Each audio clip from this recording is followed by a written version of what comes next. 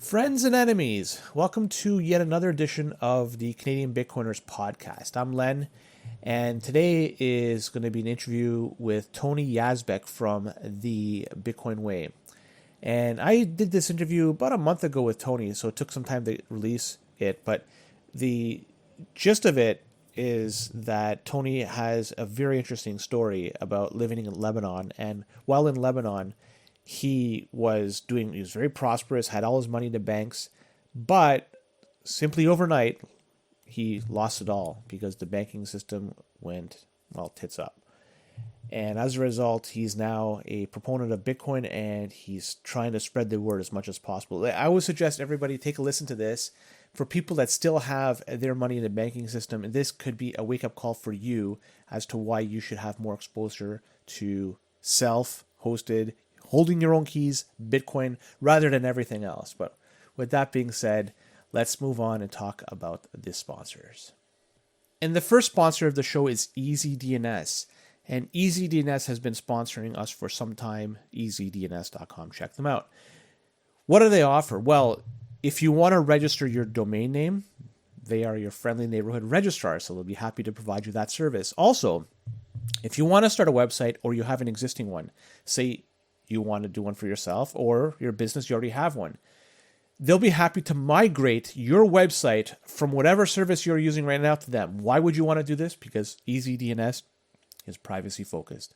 You're not going to get rugged using them. Furthermore, if you want to set up a website, well, again, talk to them. These are the people that you want to discuss and do business with because they'll be able to help you through the process. You did it with us. We have our own website, CanadianBitcoiners.com, and it's all thanks to EasyDNS. Furthermore, if you want to do email hosting, it's another thing you don't want to trust to somebody else. If you want to trust anybody, it would be EasyDNS because they are the best in the game and they have been doing this for years. Decades, in fact. So you know you're not going to be dealing with a company that's just going to go tits up overnight. So easydns.com, check them out. If you use our promo code CBP Media, 50% will be taken off your initial purchase. What does this mean for you? Load up your cart with a heck of a lot because by doing that, it's going to ensure that you get the most savings possible. easydns.com and use the promo code CBP Media. Number 2 sponsor, Bull Bitcoin, price of Bitcoin. Some would say it's not doing too well, so it's a good time to buy, good time to sell. On-chain Lightning, they got you covered both different ways. Looks like fees are going up slightly, so you may want to start looking about the Lightning option, but on-chain is still the way to go in my opinion, and FA of course. So if you're not just simply going to buy or sell Bitcoin, what else does Bull Bitcoin offer you? Well, you can start spending your Bitcoin in one of two different ways. One, you can pay your bills, so maybe you have some delinquent bills from Christmas, like a credit card bill. Well, you could use your Bitcoin in order to pay that. And you could use Bull Bitcoin's bill service in order to do that. The second thing that you could do with Bull Bitcoin is buy gift cards with your Bitcoin. Why would you want to do this? Well, then you can start spending your Bitcoin indirectly in the real world. And this is the only way you can do that in Canada. You have to buy gift cards with Bitcoin, and Bull Bitcoin will be happy to facilitate these buys. So check them out. If you have not yet opened an account with Bull Bitcoin, do so now. Our referral link is below. And by doing that, using our code and opening account, and providing the necessary information and funding it, you get $21 added to your account. They're the best in the game. We love them, and that's where we buy our Bitcoin. And welcome, ladies and gentlemen. I'm with Tony from the Bitcoin Way. This is going to be a fun talk to discuss about Bitcoin adoption, sovereignty. And you know what? More than anything, the story that Tony has is very interesting. Tony, I want to thank you for coming on the show. How are you, buddy? I'm great, Len. How are you, man? Thank you for having me. I appreciate the invite. An absolute pleasure. I'm wonderful. Thank you very much. Like, I saw you on several podcasts. You've been on Safedin Show and several others. So it's a pleasure to have you on our humble show, the Canadian Bitcoiners podcast, to discuss yourself, your company, your journey, and so forth. So thank you very much for coming on, Tony. Tony, though, before we go any further, I just want to introduce you to our audience. Maybe you could give a little bit of background, who you are, and maybe how you came upon Bitcoin, so that way people understand where you are coming from. Sure. I'm one of the founders of the bitcoinway.com, and I've been in tech my entire life, cybersecurity for over 25 years, in Bitcoin for a little bit over 8 now. And in the Bitcoin way is going on its third year almost, and we've come a long way since it began.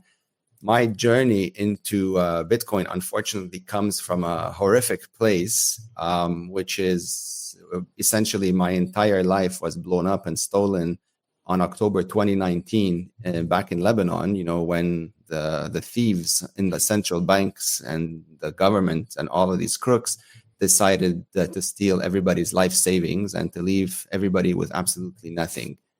An event that literally took place overnight. You go to bed one night thinking you're financially set, and then you wake up the next morning with whatever's left in your pocket to your name. And so when you go through something like this and you actually make it, to the other side, you make sure you get answers to many, many questions, and it puts you on a path to pretty much cement that something like this never, ever happens to you again. And this is what eventually led me into Bitcoin and brought me to where I'm sitting right here talking to you, in empowering as many folks as I can possibly reach to equip themselves with the knowledge to prevent something like what happened to me from happening to them, because I genuinely believe it's coming. It's what took place in Lebanon 5 years ago is not isolated to Lebanon. This is very, specific to the mechanics of fiat currencies, which is a global disaster. No matter where you live, no matter what your local money is, it's all garbage. It's all part of the same criminal cartel that prints this toilet paper out of thin air while you have to go slave for it from morning to night and have to be taxed, depending where you live, sometimes over 50% of it. So you're essentially working half the year or more for free, for something that has no value, and that's, stealing from you in real time, whether it's in taxes, whether it's in inflation, whatever it may be. It's like a complete waste of time and energy. And so there's a lot to unpack, through in this, but ultimately that is what brought me into Bitcoin. And the more I learn about it and the more I interact with, really good folks in the space, the stronger, the conviction becomes. And this is what fuels me every morning, is to wake up, speak to, new people, get them to leave the corrupt system and, find their way into something that they can genuinely own and use to build the futures that they want. Now, to give some context, in October 2019, don't want it to give your exact age, but roughly how old were you when that event took place, so they could put into context exactly what stage of life you are when that happened? I was in my mid 40s. So yeah, I was essentially retired, or so I thought. I was retired. Until, like I said, I went to bed one night, after a night out with some friends, and woke up the next morning to the news that the banks have seized everybody's savings account, all credit cards, no longer functioning, nobody answering the phone at the bank. There's nobody at the bank. When I went to see, for myself, there were hordes of people outside the doors trying to bust in. Absolute pandemonium. Not a pretty sight at all. And so actually it was very dangerous to linger around there, because people were just going crazy. Can you imagine? You wake up one morning and you realize that your entire life has been rug pulled from you. So what do you do in a situation like this? So that is what I witnessed. And so it's a horrific movie that I don't wish upon anyone. In terms of capital control, has Lebanon imposed any upon their citizens to prevent from capital leaving the country, so to speak? Yeah, of course. And this is the worst part. This is what, this is, they imposed capital controls for the population, but yet during the same times that capital controls were on, there were billions of dollars being siphoned out of the country, belonging to the actual thieves who stole the money. Like all the corrupt governments, all politicians, the central bankers, all of their funds were being funneled out during that same time where supposedly capital controls were in place. In fact, like if you had like $1 million in a Lebanese bank account, you had to beg them to give you $400 a month. Okay. And if that wasn't bad enough, if you had US dollars in your Lebanese bank account, they illegally converted it to the local currency, which then hyperinflated to oblivion, leaving your purchasing power from $1 million to 100. That's, I would say, sounds criminal. I don't want to say it is because I don't want to get in trouble, but one may make an argument that's criminal in terms of their actions, impacting people. Like, you were retired, you were still young enough that you could still do other ventures, which you are doing right now with the bitcoinway.com. We'll talk about that in a moment, but think of all the people out there that worked their whole life and invested all their time, their effort, their energy into the country, and then all of a sudden, as you mentioned, just poof, gone. But with respect to Bitcoin, you were in it for about 8 years. So there was a little bit of overlap between you still working, or at least the banking system still functioning as intended in Lebanon, and you understanding Bitcoin. I want to know how it is you came across Bitcoin, because everybody's journey is different. I want to hear yours.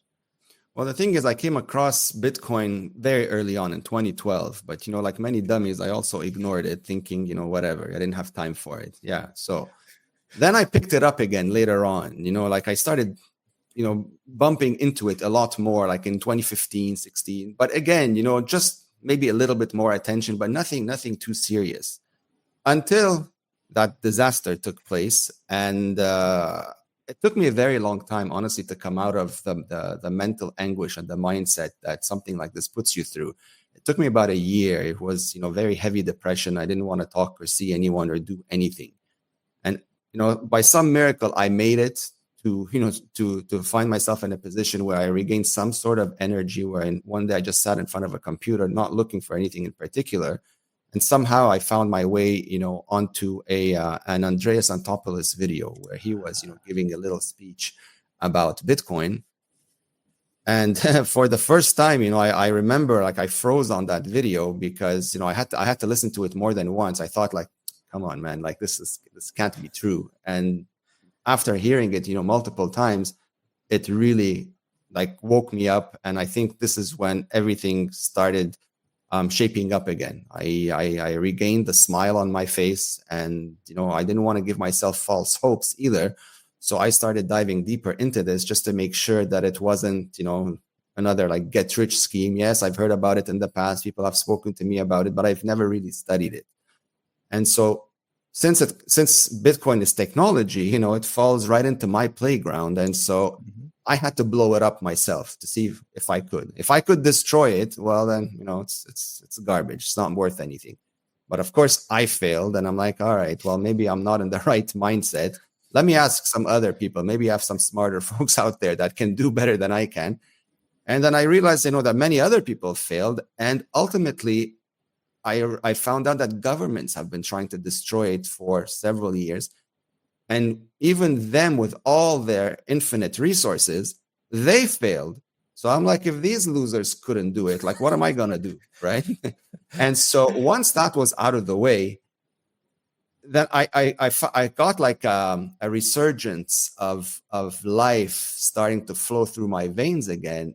And for the first time, in like many months, I felt hopeful. I really started feeling hopeful, and I some excitement came back to my life, and I started watching more videos, asking more questions, becoming more involved, getting into the tech, trying things out, trying to break them, unsuccessfully. And that's what got me into Bitcoin. This is really the start of my journey.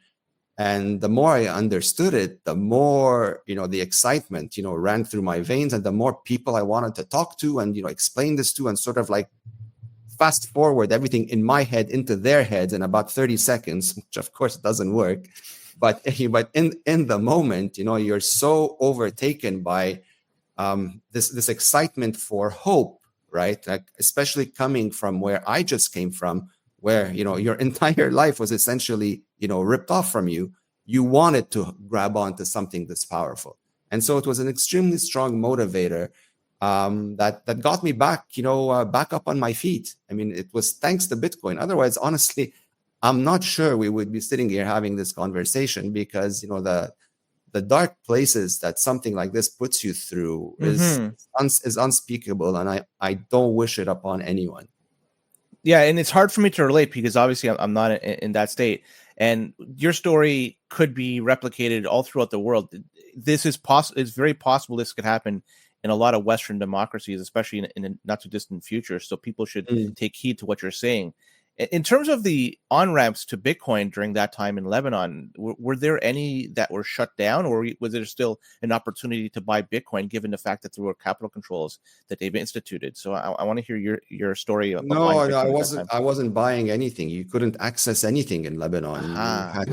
You had access to no financial institution in Lebanon. Everything was closed and shut down. Nothing was working. Like, you couldn't buy a Kit Kat with your debit card. Nothing was working. Zero. And Incredible. so, you had to resort to whatever creative ideas that ran through your head, to make ends meet. And so it was literally peer to peer. The fact that Bitcoin is electronic peer to peer money. There's no better proof of work than seeing it in action in a situation like this, where there is no other alternative except for peer to peer.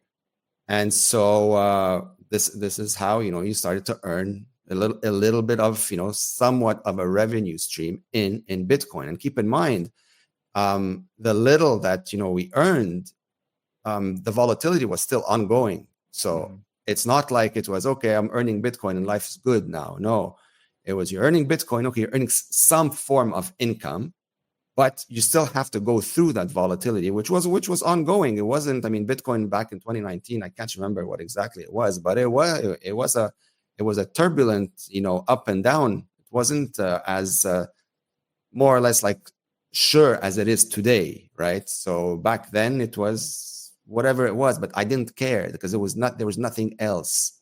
It was that or nothing. And so, when you see it working well like this, and, of course, there's not many people that knew about it or even understood what it is, but, in dire situations, you become very open and receptive to things that you never considered before. And so the conversation with a lot more people became easier because, they're all in the same shithole I am. Let's figure out a solution to find something positive out of this. And, you do what you have to do.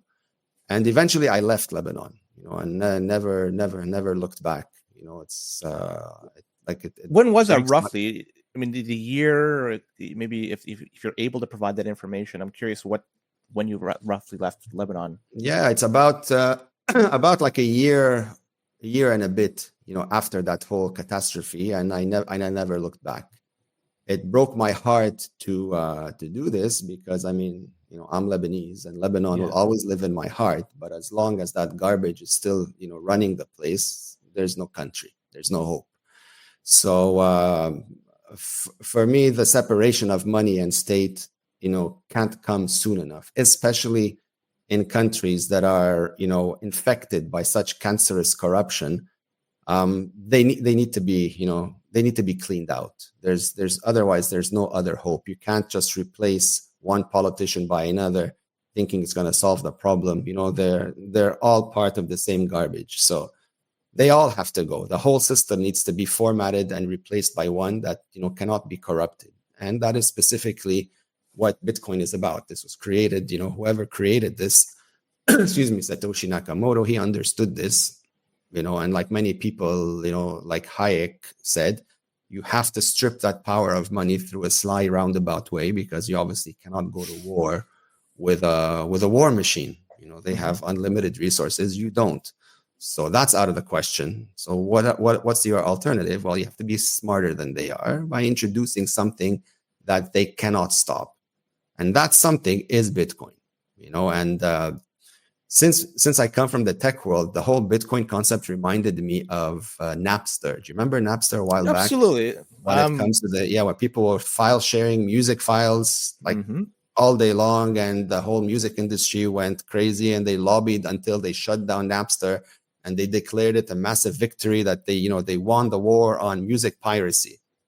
And then a week later, somebody introduced torrents and completely blew up that entire investigation. So when it's peer-to-peer, it's extremely hard to stop. And so to this day, with all the money spent and all the efforts put, file sharing, movie sharing, music sharing is still at an all-time high. So if you can't stop that meaningless sharing, do you honestly think you're going to stop peer-to-peer money, something that is like the lifeline of 8 billion people? Once they clue in that this option is available to them, it's never going to happen. So when I hear stories now that, oh, the government's going to stop it, or no, they're going to ban it, or no, they're going to do this and that, I just laugh. I'm like, the day they can stop the sun from shining or the wind from blowing is maybe the day, you can stop a peer-to-peer transaction. And the more time goes by, there's a lot of tools being built on the Bitcoin ecosystem. A lot of privacy tools are coming on about. And the more they attack it, the more they empower and embolden people to develop tools to prevent what happened. So the attacks are almost like a gift in disguise, right? Because now you know what the weaknesses are. So you build tools to account for them and prevent them going forward. So, but you have to understand the tech. And most people, unfortunately, don't come from that world. And it's very hard for them to wrap their brains around this. And I understand that. But eventually, circumstance, life situations, pain will reach everyone, because, the fiat Ponzi is on its last legs, no matter where you're living. I mean, the dollar, yes, it's the last cockroach to die, but it is on its way out, because, it's the global reserve and it's going to zero. It's a mathematical guarantee, because if you look at the US debt, over $36 trillion, that debt has to be paid somehow, right? Who's going to pay it? How are they going to pay it? And in order to keep the system from collapsing in the next 5 minutes, they have to keep printing. But this time, the amount that's required to print to keep up with the interest on 36 trillion is enough to bankrupt the entire country. So when that day comes, and it is coming, somebody who has a modest income, money in the bank, there's one of two things that's going to happen.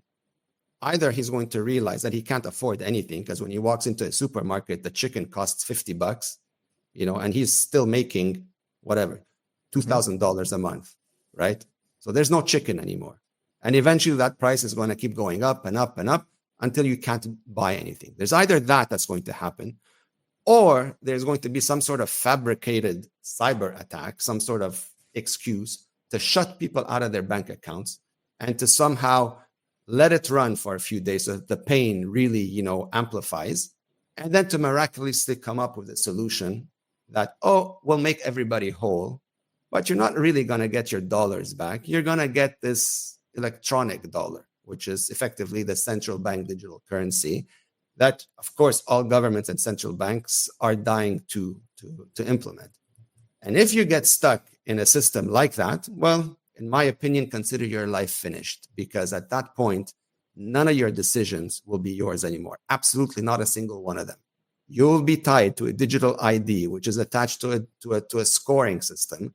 So if you're a good little puppy, you get a point to eat and travel and do whatever you want. And if you're a bad little puppy, well, you get nothing. CBDC is a topic that myself and my co-host Joey talk about every so often. And I'm of the camp that at CBDC, at least a retail version of it is still some time away. We're not imminent to have this rolled out, at least in Western democracies. I don't see United States rolling it out anytime soon, but I'm curious because given your background with cybersecurity and IT, do you have any idea when you think something may be rolled out globally, or at least, on these Western nations on a CBDC level for retail? Because, you seem to have an opinion on this, and I would love to hear it. Well, the advantage that we have with governments is that they're not usually good with technology. So, things usually take considerably longer for them to do. And when they do it, it's not really done well. So on that front, you can think of it as sort of like the silver lining. But I am of, very strong opinion that they are actively developing something like this, because they have to. How else are you going to stay in power, if you don't control the money?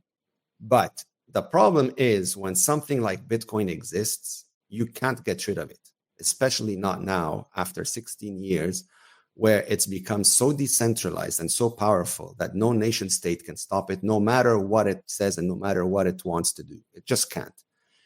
What they can do, and what many times they've attempted to do, was sort of control the narrative around Bitcoin, claiming it's for terrorists, money launderers, and all sorts of, rubbish like that, to sway the people from even considering it as an option. That's what they're doing. It may work, for a portion of the population that simply doesn't bother to do the work and to debunk this nonsense. But thankfully, there's a lot of folks that are paying attention. And that number is growing like noticeably every single day. And the more it grows, the harder it gets to get rid of this. And eventually, the slowly, then suddenly, it's going to happen. When that suddenly happens, I couldn't tell you, I don't have a crystal ball, but I'm fairly certain it's going to be very, very soon. Because just like how the internet began, it was isolated to a few little things. There weren't many apps available to it. So only people in the tech world understood it and used it. And then, poof, almost like seemingly like overnight, over a weekend, more people were buying things online. Everybody had an internet connection. Everybody was doing stuff. The apps, exploded all over the place. It became like a whole new world. And so the same thing is about to happen to Bitcoin. Bitcoin is a protocol. What the way we see Bitcoin now in its current state, it's like having, that one, email application back when the internet was like discovered. So imagine when we have the explosion of apps and, services on the Bitcoin ecosystem, what's that going to look like? Knowing that no human, no living soul on the planet can manipulate the supply, can control it, regulate it, do whatever they want. They cannot do anything other than use it. And when people realize this, that now they can actually own something that is 100% theirs, there's no stopping that train. Remember Lynn Alden, her famous words, there's no stopping that train. And that is 100% certainty that train is about to go full throttle and there's no going back. It's incredible if you could wrap your head around it. It's just trying to get people to wrap their head around this. I'm wondering, in terms of having them cross that bridge from being a pre-coiner to a Bitcoiner, what would you say is the best way to do it? Is it through education, or do you think the majority of people just have to go through the pain, such as you've gone through in your life, before they realize, oh crap, there's an alternative here? But at that point, a lot of their wealth may potentially have been evaporated. So which of the two is probably more likely to envelop more people into Bitcoin? That's a very good question. And the answer is it depends on where they live. Like, for example, one of the biggest disadvantages for people in Europe and in the West and North America is that, the financial system is for the most part functioning fine. So they don't notice anything negative about it other than, okay, prices are, becoming more expensive. There's a lot more people complaining about that, but your PayPal account still works, your Venmo works. You go to the bank, you can put it in your card, take out some money, and all that stuff. So they don't see an immediate need for an alternative. That is the problem. That is something that is working against them. And I think the legacy system is trying very hard to keep that going as much as possible so that these people don't realize that there is an exit out of it. Okay, they'll complain, they'll suffer, things will be expensive, but they'll still be in that shitty system. Like the key here is not to have a bank run of people dumping the dollar, any fiat currencies like overnight and exiting for something like Bitcoin. That is something that they are petrified about. But it is happening, not like in a bank run style, but it is happening at an accelerated rate. People are, if they're not putting all of their life savings, they're starting to put a lot more of it in this Bitcoin savings, because now they understand, okay, it's a store of value. Whether they understand it in full or not is besides the point. They are just like copying someone that they trust, knows what they're doing, and they're just following along, which is fine because they still benefit at the end of the day, right? And hopefully with enough time, they too will understand why this was such a big deal. But if you compare to people living in, like horrible conditions, like countries that are, governed by tyrannical governments, and they haven't had access to a bank account and things of that sort, you don't need to convince them. They already know. You just have to tell them how to use it. And within 30 seconds, they're onboarded and like gone, right? So if you look at places like Nigeria, right, they have one of the highest adoptions of Bitcoin there. I think it's over 90%. I mean, I learned from them that you can actually transact in Bitcoin without the internet. Originally, I had no idea. I was like mind blown when I found this. So they did it in Nigeria because over there, they were so financially abused for so long that when something like Bitcoin, became available, they all jumped on it. The government tried all sorts of things to push out a CBDC over there, the e-Nairobi. They threatened them. They restricted them to $40 a month, I believe, in cash withdrawals. They tried all sorts of the stick approach. None of it worked. And eventually they abandoned the project of the CBDC because they went nowhere with it. And so this is what I think is going to happen everywhere. I mean, like, how stupid do you have to be to know you have these two options and willingly take the shitty one, the one that deliberately enslaves you in a system that is of zero benefit to you, right? Like, there must be something wrong with you if you deliberately choose that over something that you entirely own and that you don't need anybody's permission to use, right? As long as you're not breaking any legitimate rules, right? Not these concocted bullshit, rules and regulation that are made up on the fly sometimes to serve a certain narrative. Those should never be respected, completely ignored, because this is not what the law is supposed to be, right? The law is supposed to be neutral. It's not rules for me and rules for thee. It's rules for everyone. So the reason we don't have this is because you have a group that controls the money printer and has somehow very successfully managed to dupe the entire planet for a very long time to believe that this garbage paper is actually money and that we need them to use it, right? But, over time, things progressively got worse and worse and worse up until 2008, when, the whole financial explosion took place. And what did they do? They bailed out the banks. All the crooks and criminals went free. They were reimbursed as if nothing happened. And who got destroyed? Everyone. The peasants, the peons, the insignificant nobodies of the world, right?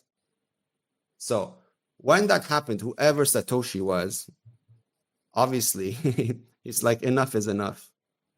And he put out Bitcoin into the world just as the middle finger to that system, telling them, all right, game over now. And thankfully it worked because nobody was paying attention to it when it first came out. Whatever, Bitcoin's fucking nothing, internet money, Mickey Mouse money. So nobody was paying attention to it. Thankfully, fast forward a few years, decentralized enough, now it's too late. Okay, so everything happens for a reason. Like, all of this bad stuff had to happen for us to get to where we are today with Bitcoin. So I genuinely believe this now, especially after what I went through.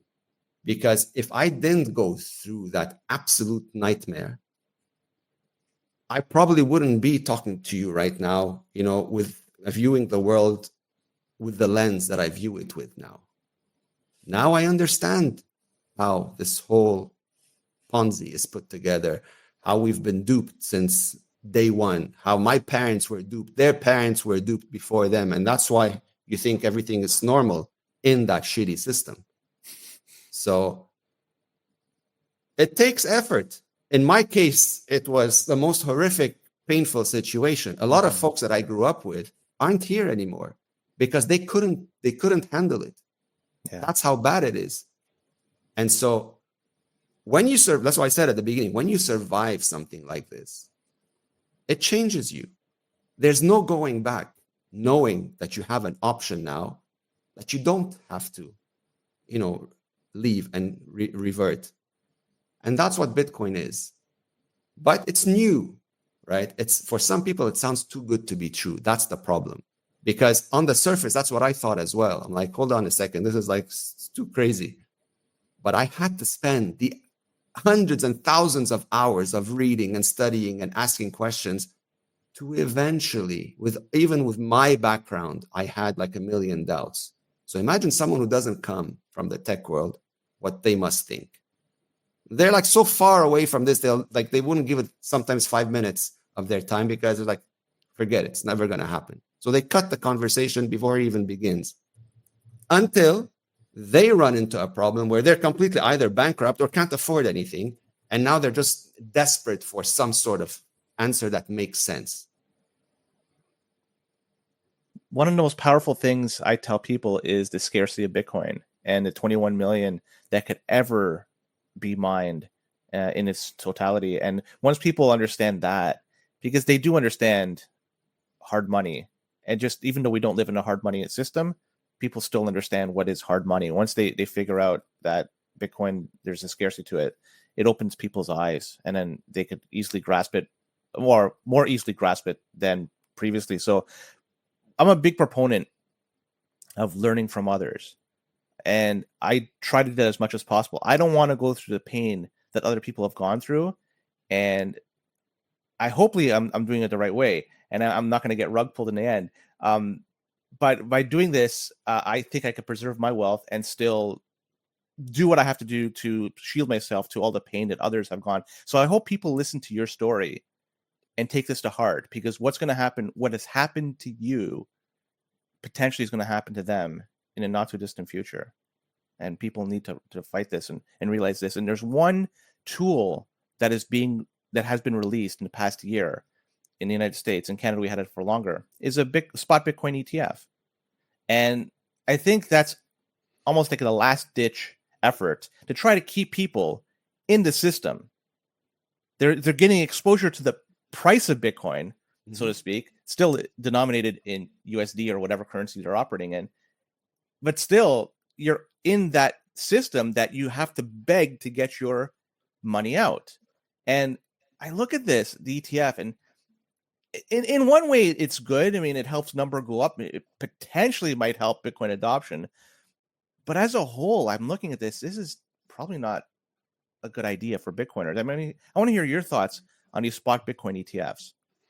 Look, the Bitcoin ETF was certainly one of the best advertisements for Bitcoin in general. The Bitcoin ETF is absolutely not Bitcoin, okay? But like you said, it's exposure to Bitcoin. And one of the main advantages that they've had is simply legitimize Bitcoin in general, in the eyes of so many people that wouldn't even give it 30 seconds of their time to listen to what this thing is.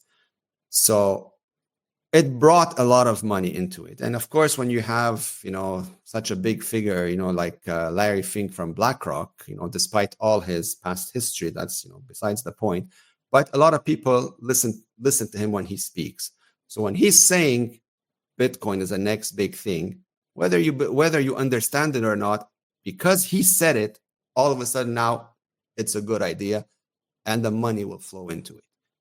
My hope is that eventually at some point, probably not all, but just a big enough percent of these people will actually do the work to see, okay, what the hell it is that we just bought into here, to see, what it is, and to finally click that this is not the version of Bitcoin that they need. They want the real version of Bitcoin that they can actually withdraw in Bitcoin and hold it themselves. Since they cannot get rid of Bitcoin, my opinion, the ETF was a way to concoct a creative mechanism to use Bitcoin to keep the suckers, the uninformed, trapped in the legacy system, using Bitcoin as the bait. That is what I think the Bitcoin ETF is. Come, it's Bitcoin, you'll become rich. Rich with what? Rich in toilet paper. That's debasing from you on every day. But if you're an ETF, you can't decide anything. You know, if one day they change the rules or don't like you for whatever reason, poof, there you go. And too bad what happens to you then. That's what the ETF is. Now, in some countries outside the US, they've gone about the ETF approach a bit more intelligently. They've introduced the in-kind, ETFs, where if you go into the ETF, if you want to withdraw it in Bitcoin, you can. They don't have this in the United States, at least not yet. Mm-hmm. I don't know if given enough, international pressure or just pressure in general, just the evolution of things, that one day they will, introduce it. If they do that, that would be a crazy bullish move, because then you've got, potentially billions and trillions of dollars that are locked in the legacy system that have an immediate exit. So which ties back into what I was saying, is that hopefully a significant amount of people that are in the ETF initially take the time to learn what Bitcoin is. And as soon as that possibility is presented, to jump on it. Because that is the only way you are going to benefit from the Bitcoin revolution. Because Bitcoin was created for self-custody, right? It's the first time ever in the history of humanity that you can actually own your money. It's never happened before. We've never seen it. This is why there's no reference point. So whenever people talk and make predictions and whatever, it's at best a guess as how things are going to play out, because again, we've never seen it. But those that understand the technology, have a more accurate view of how things are going to play out. Like I was telling you earlier, peer-to-peer cannot be stopped. Mm-hmm. You literally have to shut down the entire internet forever to stop a peer-to-peer transaction. And if you do that, then Bitcoin is the least of your troubles, because then nothing will work. Uh-huh. You will have, you want to see civil war, world war, and all that? Shut off the internet for an extended period of time, see what happens. Nothing will work. So I'm not concerned about that scenario. Peer-to-peer, there's a million ways around somebody trying to put like a roadblock in front of you. There's a million ways around it instantly. That's why I'm saying it's even like retarded to even think you can put an end to it. So once you understand this, your bullishness and optimism about the Bitcoin network becomes limitless. And so the mission becomes to teach people about this, so that hopefully when they understand how it works, then they register that, oh shit, they weren't kidding. We can actually own this thing and we can do whatever we want with it without anybody's permission, without any intermediary. Like, when could you hold your money without an intermediary before Bitcoin? Never. Yeah, agree. Right? Never. So that's one. When can you exchange it with someone else without an intermediary? Never. Right? So Bitcoin is these three things at the same time. It's a store of value, it's a medium of exchange, and it's a unit of account. We've never had something like this. So each one of these elements on their own has monumental value. Combine them in one unit, look at the multiplier effect. What do you think how is this going to change the world? It's absolutely insane, because at some point, all the money in the world is going to realize that the best return on investment right now is Bitcoin. But those crazy returns aren't going to last, because Bitcoin is like a black hole that's going to suck everything into it. And once it's done killing all the fiat currencies, because, no one's going to want that garbage anymore. Once it's done doing that, then its returns are no longer these astronomical numbers that, we are witnessing now.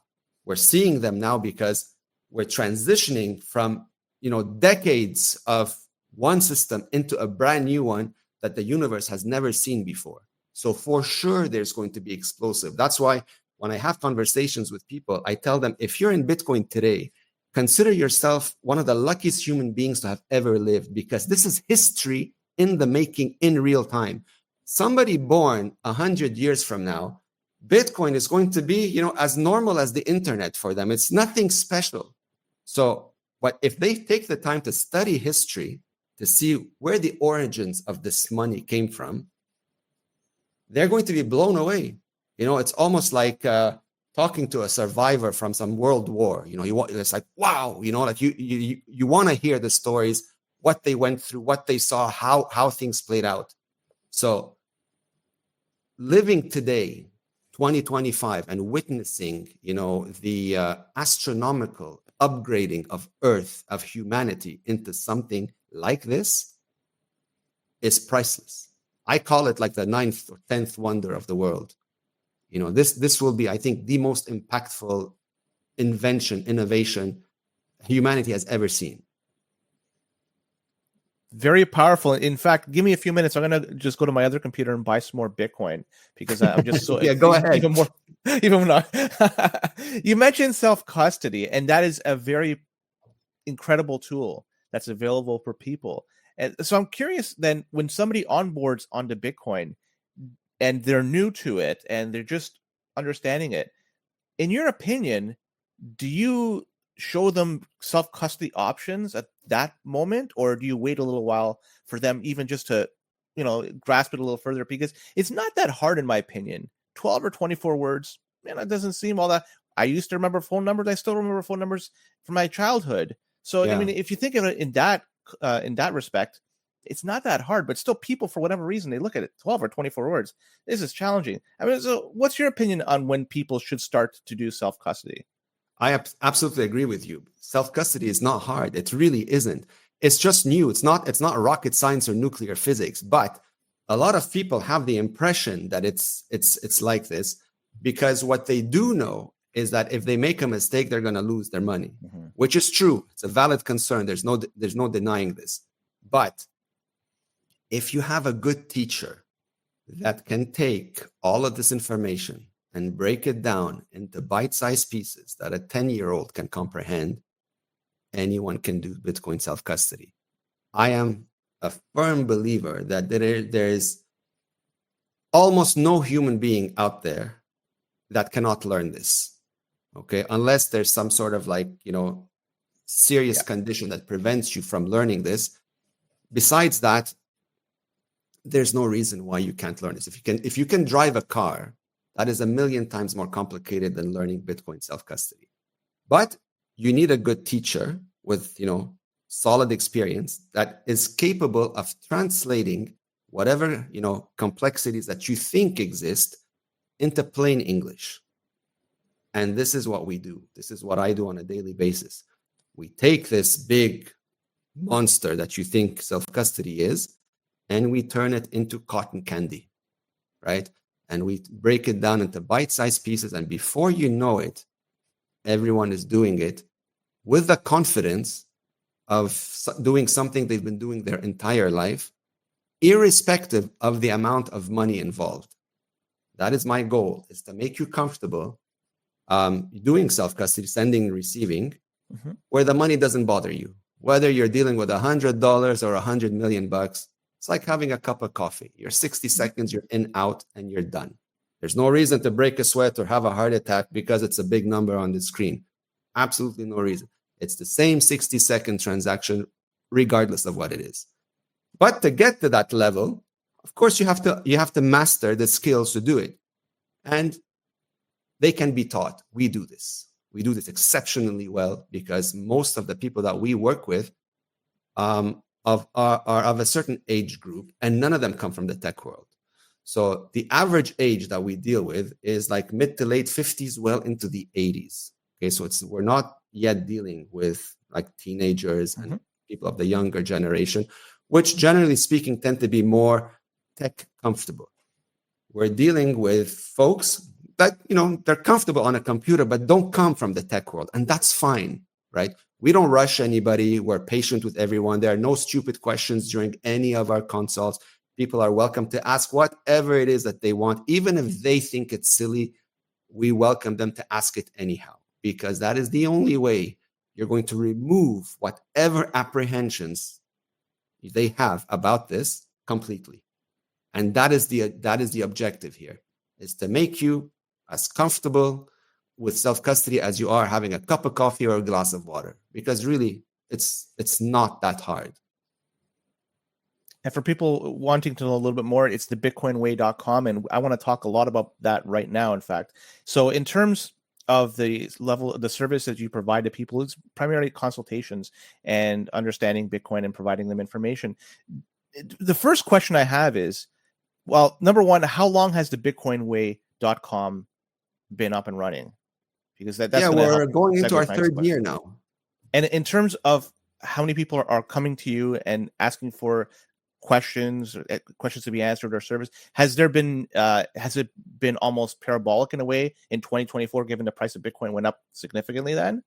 Yeah, we've seen a noticeable increase in interest in self-custody, which makes me a lot more bullish, because now we're getting a lot more questions from people that have never considered Bitcoin before. Intelligent questions.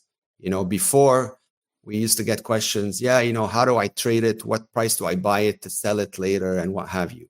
We don't get these questions anymore, or at least not as much. More the questions like, all right, well, I have this. How do I make sure I don't lose it? Those are the types of questions that we get now. And for me, that's already a massive win. It's a massive change, just, 365 days before that compared to now. And so these are the little signs that I look for, because there's, it shows like the tides are changing.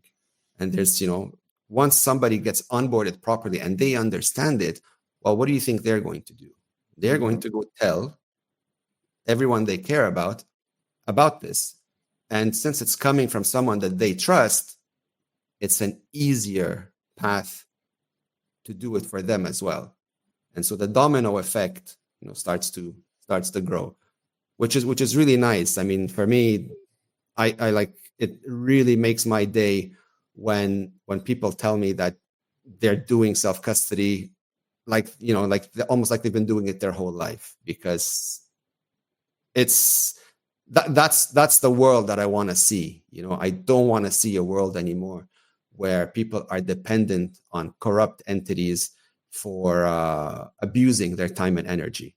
And so every human being that you can bring into self-custodying their own time and energy is an exponential win for humanity. So I'm going to talk about self-custody in just a sec, but I'm going to just veer off course very briefly.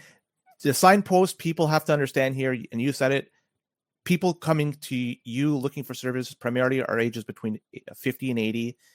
Those are the people that typically have the most amount of wealth. If you look at the broad spectrum where wealth is spread out through age groups. But secondly, is that if you look at, you were saying that a lot more people are coming to your services, the Bitcoin way, and asking for some help. That's another bullish sign. These are two signposts people have to understand. This thing is picking up steam and there's no stopping it. But self-custody, I just want to go back to that because I'm a big proponent of self-custody. I try to get everybody on board that as much as possible. So in terms of a signing device, I mean, this is something, I'm not sure if you want to talk about this, but I'm a big fan of Cold Card. I haven't used a seed signer, but I understand it's probably as good as a Cold Card, but I can't say for certain because I haven't used it. What options do you provide people in terms of how do you steer them in terms of what they should be using for signing their transactions? Because these are new folks coming into Bitcoin, probably don't have a tech background. So I'm curious where you steer them. Yeah, that's a very good question. We're very strict about the criteria that we take when it comes to this. With regards to the hardware, we only deal with and recommend with open source or verifiable source Bitcoin-only cold wallets that are fully air-gapped. If they connect to a computer, we don't recommend or touch them. It doesn't really matter what the brand is. If it touches a computer, you'll never hear anyone from our team speak of it. Never. So our seed phrases, that's we configure seed phrases offline, and the seed phrase is secured and kept offline forever. It'll never connect to a computer because we're of the mindset that if there's a 0.001% of something going wrong, we won't take that risk if there's an option not to do it. It's as simple as that. And of course, we deploy, advanced configurations and setups to all of these things to account for extreme scenarios. Let's say your seed words were to get compromised. You wouldn't need to freak out that your money would be stolen. It wouldn't be. Same thing pertaining to all of the hardware that you're using. Like if it all blows up tomorrow or stops working, you wouldn't need to freak out either that you've lost your money. You wouldn't have lost your money. Or worse, you wouldn't need to put yourself in any physically compromising position to go after this stuff thinking that you are going to lose your money. You wouldn't be. So all of this is part of our comprehensive training. Like I said, we're very thorough about this. We treat everyone exactly the same. So no matter what your tech background, we will train you, Navy SEAL style, but in a very fun and simple way until you learn everything you need to do so that you become, your own soldier in self-custody, so to speak. Okay, so you will know everything, all the moving parts that are involved, how they interact, where to secure them, how to manage them, everything required. UTXO management, disaster control, all of these things we cover. No matter what your background is, we take you through the process in a way that you will understand. So it's a lot of fun. Like we really make it a lot of fun. No one has had a bad experience with us so far, thankfully, And at the end of it, we have, you're building an army of sovereign people by educating them, by giving them the tools that they need to take care of themselves, their families, and hopefully they can take this knowledge and keep passing it on forward forever. I love that answer. I'm with you 100%. You either have to look at the source verifiable, open source, keys never touching the internet, never have your signing device hooked up to a computer. 100%. That's the way to go. That's the way I deal. In fact, I've been onboarding a bunch of folks over here in the Greater Toronto area, and even people that are not very tech savvy. I got them on board the cold card. They rolled the dice. Yeah. They figured it out did it right. It's possible. I'm living proof. I'm a shitty teacher and I can teach people how to do it. And but in terms of the cost, because it's 30-minute consultation, I believe it's free with your service. What's the range of the dollar in terms of if they're going to continue using your service, so people understand how much it is that they're going to be in for? We don't have a fixed price over anything. Everything is personalized based on what everybody needs. I mean, we have a whole range of pricing. But the thing is, we don't accept fiat. We are 100% Bitcoin. So we don't have any fiat on ramps. All our payments in and out are in Bitcoin 100%. Love it. So so we are, we put our money where our mouths are. We stand by the words that we preach. And so things vary, from a few $100 to a few $1,000, depending on what you want. I mean, our services are broken down into 3 priorities. All right. Priority 1 is protecting the money, Bitcoin and proper self-custody. Once that's out of the way, we have priority 2, stage 2, is more of the cybersecurity side of things, which is protecting the devices that you use to manage that money. Make sure, VPNs, privacy DNS servers, many cybersecurity services running to protect these devices at full time. Privacy, de-Googled phones, we assist with all of that. And then stage 3 is protecting the individual. That's where our Plan B residency to citizenship program services kick in. If you're not happy where you're living and you want to find, somewhere that's more Bitcoin friendly, freedom friendly, that respects and values you and your family as human beings, well, we can definitely assist with all of it, because that all falls under the self-sovereignty umbrella. But, step 1 generally is, protecting the money, because once that's out of the way, everybody's sleeping well at night knowing that that's safe and sound. So all the rest becomes an easier conversation. It's not a race at that point. We take things progressively, but we make sure that we maintain, very long-term relationships with everybody that we work with. And whatever they need, I mean, you can think of us as like your backup cybersecurity/IT team that's always on standby. So anytime you have a question, you're directly linked to our team. You drop a note. You never have to guess about anything. If you're unsure, what I tell folks, don't do anything. Just drop me a quick message. We'll answer it. And that way everything ends up on a happy note. And that's how it's been. And so far it's been exceptional. You mentioned the phone. Here's a de-Google. This is a Graphene OS. Yes, beautiful. Pixel. That is one of our top ones as well. I use a Graphene OS. I absolutely love it. Yeah. I used to be an iPhone user for many years, and now I don't think about it for half a day. Not at all. VPN, you mentioned that. Any recommendations? Because I'm sure people listening to this or watching this might want to know, want to pick your brain about what you think. Yeah, that's a good question, because you have to be very careful when you work with cybersecurity services. You have to audit them, making sure that they are not, for example, logging your activity, even though they're marketing that they're not. So you have to do your due diligence. I like services like Mulvad VPN is one of my favorites. These guys are top notch. There's a lot of other services out there. We mostly focus on open source solutions that we can vet and audit and make sure that there's no funny business going on, and we put them all together so that they function in the background without the user even having to interact with them whatsoever, other than just leaving it on. At some point, you even forget that they're running because there's almost no noticeable degradation in performance whatsoever. Mm-hmm.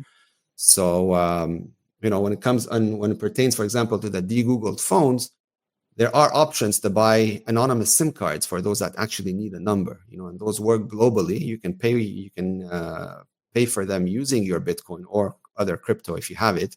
That way, there's no identity of yours attached to that number. So you cannot be, a victim of something like a SIM swap attack, because technically you don't exist on any database.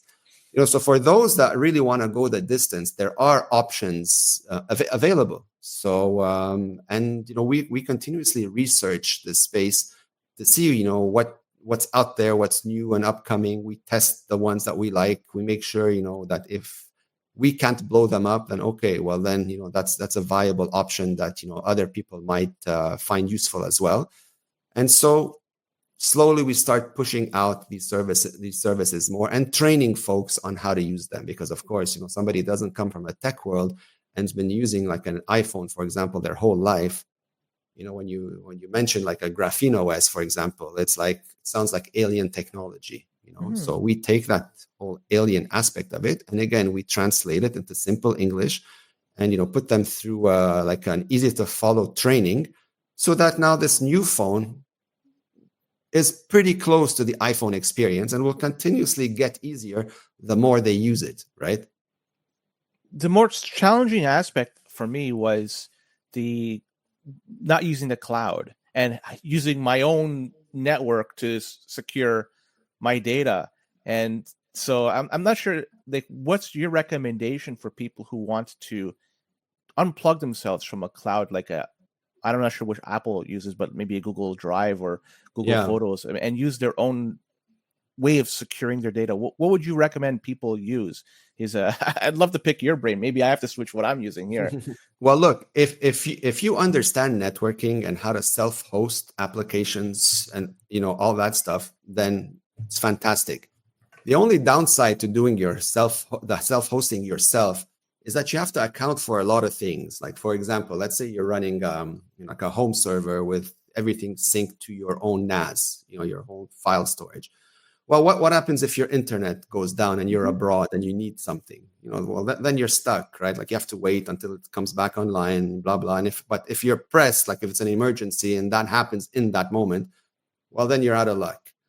Also, like, do you have redundancy, backups? Like, what if, God forbid, your house blows up? Then what happens? So do you have an offsite backup? Like, you have to think about all of these things.